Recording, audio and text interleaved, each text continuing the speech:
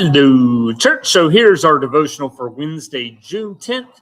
Actually had a couple of visits I need to make and was up for the first time at Legend in Allentown and to see a couple of folks. And we also have one over at Complete Care, which used to be called Lehigh Center. But we will go ahead and give you our first part of chapter 10.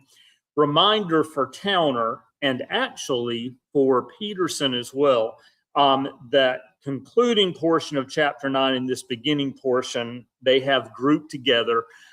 This is in the second miscellany, so kind of these separate general listings. And right off the bat, we're going to get into some fun proverbs or interesting or intriguing, depending on the wordage you want to use. And reminder, so for Towner, he encallows this particular section starting back at 9:13 through 10:7, which is our concluding verse today. He entitles this Wisdom, Folly, Kings, and Fools, beginning at verse 1 of chapter 10. Dead flies make the perfumer's ointment give off a foul odor, so a little folly outweighs wisdom and honor. The heart of the wise inclines to the right, but the heart of a fool to the left. That's interesting. Even when fools walk on the road, they lack sense and show to everyone that they are fools. If the anger of the ruler rises against you, do not leave your post, for calmness will undo great offensive. That's also an intriguing little word there. There is an evil that I have seen under the sun, as great an error as if it proceeded from the ruler. Folly is said in many high places, and the rich sit in a low place. I have seen slaves on horseback and princes walking on foot like slaves. I wish I'd caught that intriguing little verse there. I just wanted to look over some of the commentary real quick. All right, we won't bore you with that part. But here's our part 2 as we step into this portion of 10 from our reflections.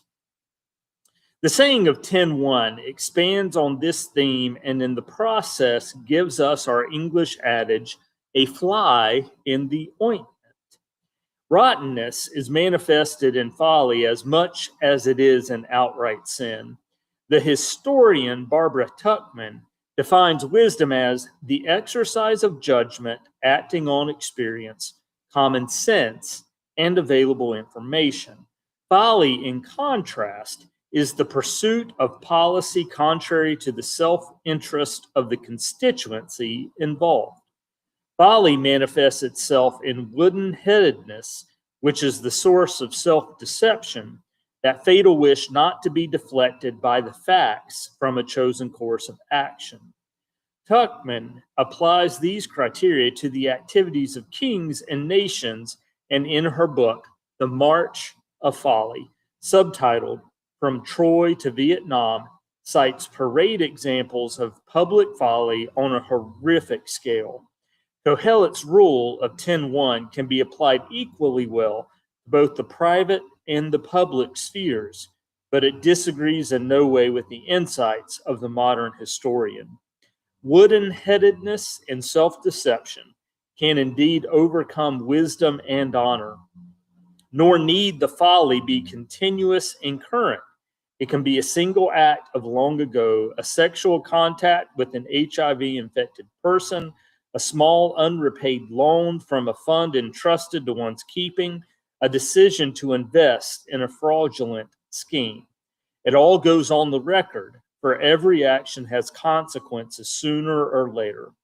The 18th century English poet Matthew Prior addressed this in his poem,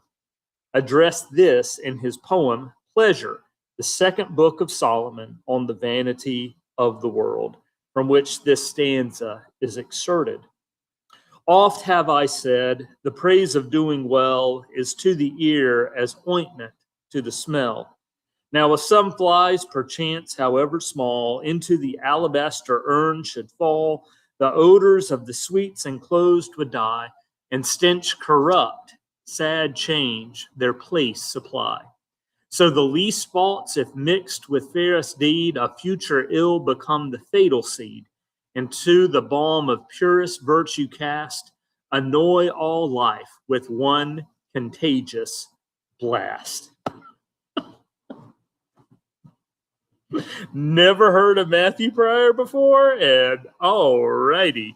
Here's our Eugene Peterson.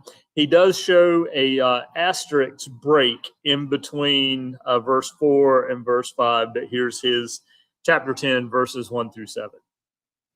Dead flies in perfume make it stink, and a little foolishness decomposes much wisdom. Wise thinking leads to right living. Stupid thinking leads to wrong living, which is a better contemporary idiom for that verse that I struggled with a little bit there in the NRSV. Fools on the road have no sense of direction. The way they walk tells the story. There goes the fool again. If a ruler loses his temper against you, don't panic. A calm disposition quiets intemperate rage. Here's a piece of bad business I've seen on this earth. An error that can be blamed on whoever is in charge. Immaturity is given a place of prominence, while maturity is made to take a back seat. I've seen unproven upstarts riding in style, while experienced veterans are put out to pasture. Like in the Peterson, and a much clearer context, at least in my experience, for what we were tackling there. All right, so that's it for this portion of chapter 10. We'll be back with you tomorrow as we continue our journey in Ecclesiastes. We'll see you then.